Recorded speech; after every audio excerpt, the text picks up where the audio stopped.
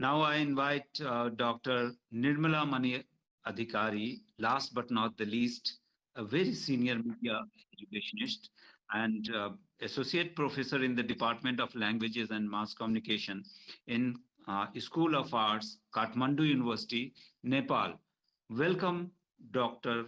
Nirmala Mani Adhikari. धन्यवाद professor Ahmad and namaskar to all.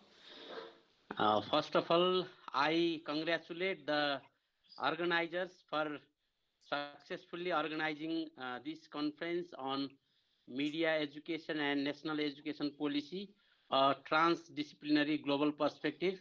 And as all of us know, this closing plenary session is on changing media landscape and media education. Obviously, from a global, or as Professor Chakravarti earlier said, a local perspective.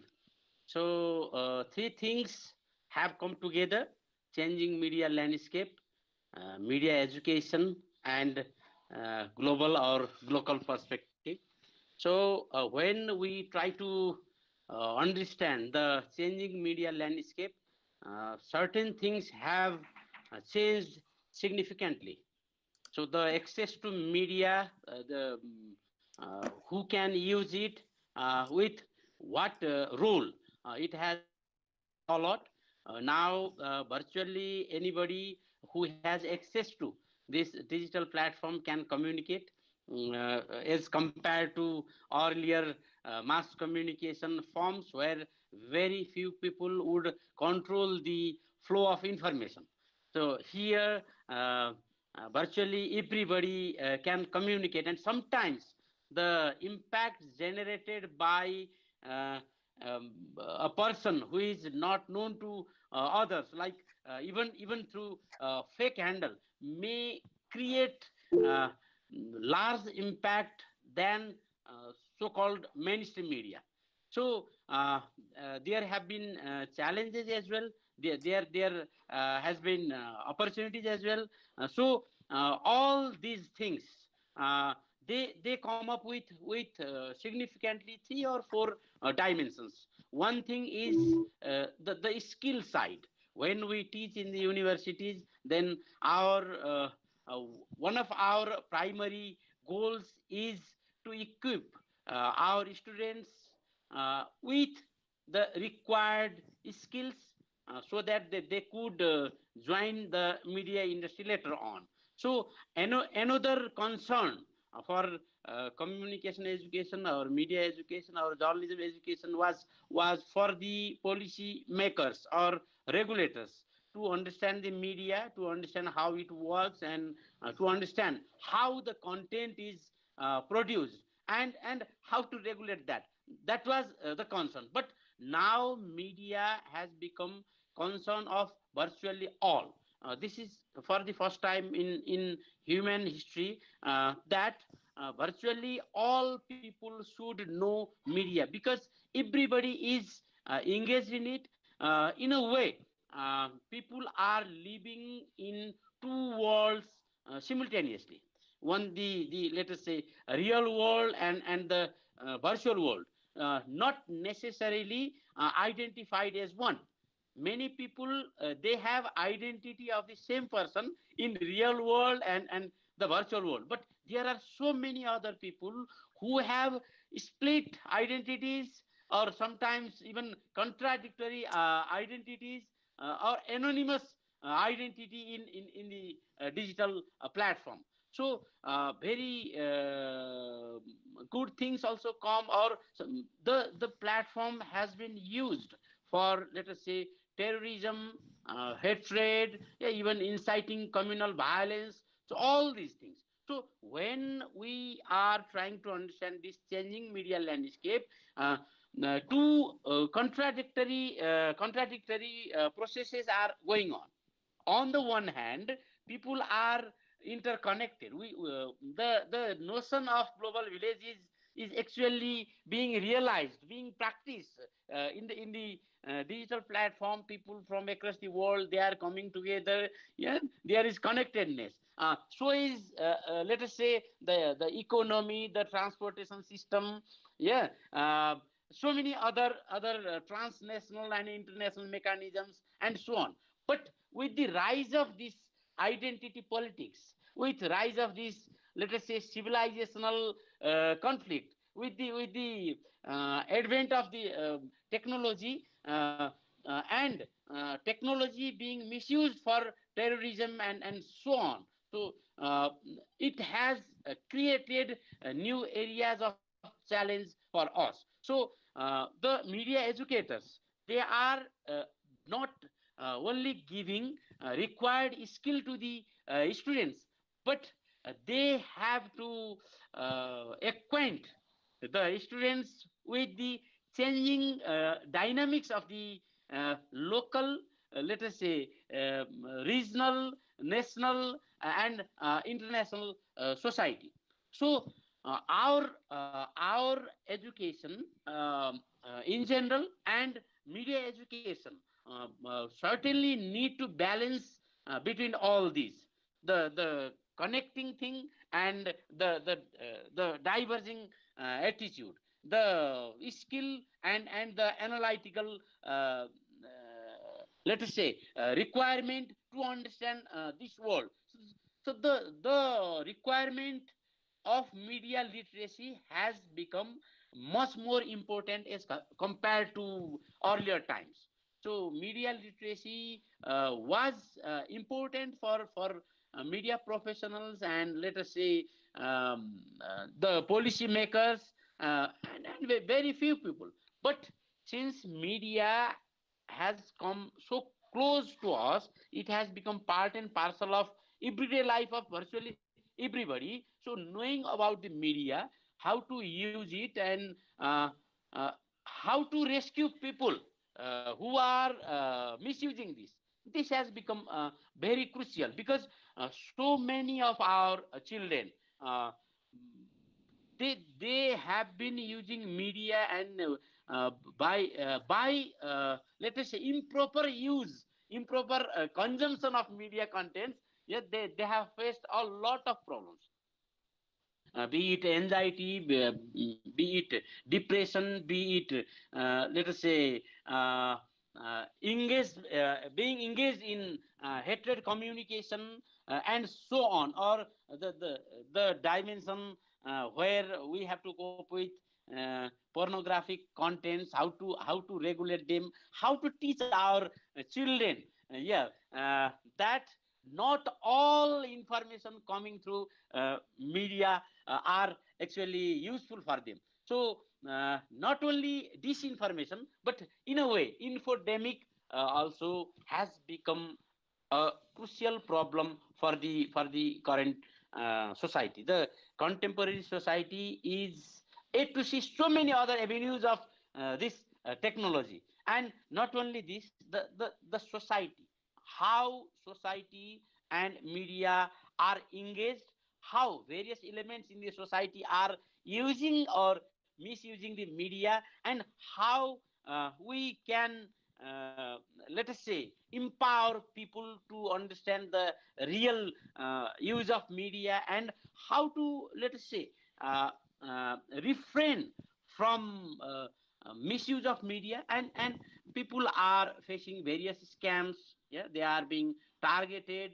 uh, there is harassment, so many things. So actually media has become an instrument for good things as well as bad things.